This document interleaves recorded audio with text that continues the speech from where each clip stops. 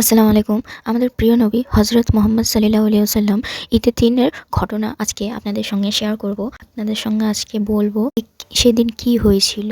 তার আগে চ্যানেলটিকে লাইক আর সাবস্ক্রাইব করতে ভুলবেন না। তো চলুন শুরু করা যাক। মহানবী সাল্লাল্লাহু আলাইহি ওয়াসাল্লাম বেঁচে থাকাকালীন ঈদের দিনে একটি শিক্ষণীয় ঘটনা। আমাদের প্রিয় নবী সাল্লাল্লাহু আলাইহি ওয়াসাল্লাম ছিলেন একেবারে ইয়াতিম। ইয়াতিম ছিলেন বলেই তিনি বুঝতেন ইয়াতিম ও অসহায়দের মনের কষ্ট, জীবনের কষ্ট, কাজের কষ্ট। তাদের সকল কষ্টই তিনি অনুভব করতেন একান্ত হৃদয় দিয়ে।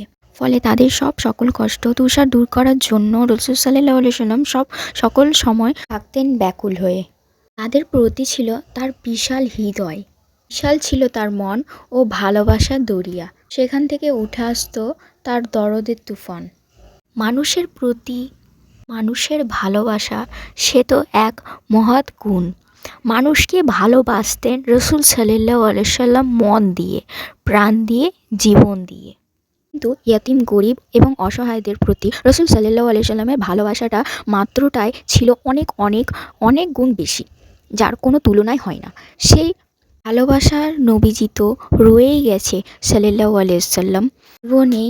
তার জীবন ইতিহাস যেমন শিক্ষণীয় তেমনই পালনীয়। ঈদ মানেই তো খুশি আর খুশি, সবার জন্যই চাই ঈদের আনন্দ।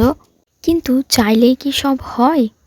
কিছু কিছু ব্যতিক্রম তো থেকেই যায়। যেমন রাসূল সাল্লাল্লাহু আলাইহি সাল্লাম সময়ে এক ঈদে নামাজ শেষে ঘরে ফিরছিলেন দয়ার নবী সাল্লাল্লাহু আলাইহি সাল্লাম।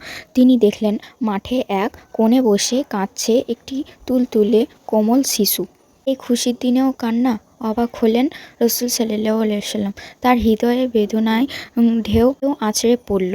রাসূল সাল্লাল্লাহু আলাইহি সাল্লাম ছেলেটির কাছে গিয়ে কান্নার কারণ জিজ্ঞাসা করলেন। ছেলেটি বলল, আমার আম্মা আব্বা নেই, কেউ আমাকে আদর করে না, কেউ আমাকে ভালোবাসে না, আমি কোথায় যাব? ছেলেটির কথা শুনে গুমরে কেঁদে উঠল। নবীজি সাল্লাল্লাহু আলাইহি সাল্লাম কোমল হৃদয় জেগে উঠল তার মর্মবেদনা।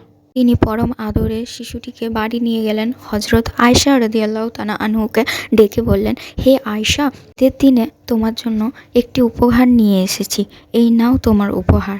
ছেলেটিকে পেয়ে দারুণ খুশি হলেন আয়েশা রাদিয়াল্লাহু তাআলা আনহু।